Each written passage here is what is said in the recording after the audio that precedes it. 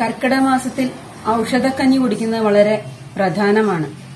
പണ്ട് മുതലേ നമ്മൾ ആചരിച്ചു വരുന്ന ഒരു ആരോഗ്യ സംരക്ഷണത്തിന് വേണ്ടിയുള്ള ഒരു കാര്യമാണത്. നമ്മൾ പലതരം ഔഷധക്കഞ്ഞികൾ ഉണ്ടാക്കി കുടിക്കാറുണ്ട്. അതിൽ ഒന്നായ ഉലുവയും ഞവരയരിയും ചേർത്തുള്ള ഒരു കഞ്ഞിയാണ് ഇന്നിവിടെ ഉണ്ടാക്കുന്നത്. ഇത് ഞാൻ ഞവരയരിയും ഉലുവയും വെള്ളത്തിലിട്ട് തലേദിവസം വെള്ളത്തിലിട്ട് കുതിർത്തി വെച്ചിരിക്കുന്നതാണ്. ഇത് രണ്ടാം പാലും ഇത് ഒന്നാം പാലും, തേങ്ങാപ്പാലും ഒന്നാം പാലും, രണ്ടാം പാലും ഒന്നാം പാലും എടുത്തു വെച്ചിരിക്കുന്നു. നമുക്കിനി ഉലുവയും അരിയും കുക്കറിലിട്ട് വേവിക്കാൻ വയ്ക്കാം. ഞവരയരി ഇടാം.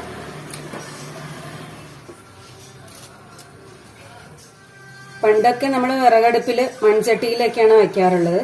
ഇപ്പൊ സമയവും സൗകര്യവും ഇല്ലാത്തതുകൊണ്ട് നമ്മൾ ഇങ്ങനെയൊക്കെയാണ് വയ്ക്കുക. എന്നാലും ആരോഗ്യം സംരക്ഷണം എന്നുള്ള പ്രധാനമാണല്ലോ. ഞാനിവിടെ രണ്ടാം പാൽ ഒഴിച്ചിട്ട് ഇത് വേവിക്കാൻ വെക്കുകയാണ്.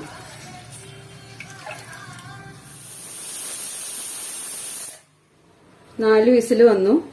നമുക്കിനി വെയിറ്റ് ഊരി മാറ്റിയിട്ട് ഒന്ന് തുറന്നു നോക്കാം.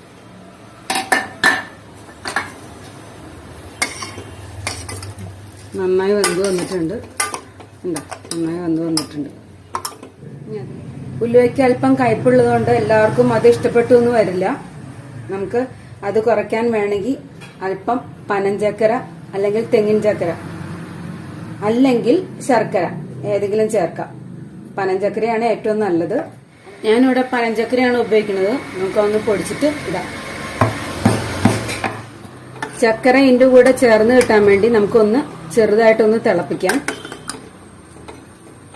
അത് കഴിഞ്ഞിട്ട് നമുക്ക് ഒന്നാം പാല് ചേർത്ത് കൊടുക്കാം.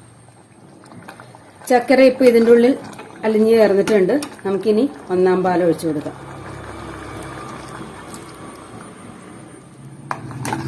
ഒന്നാം പാൽ ഒഴിച്ച് അധികം തിളക്കണ്ട.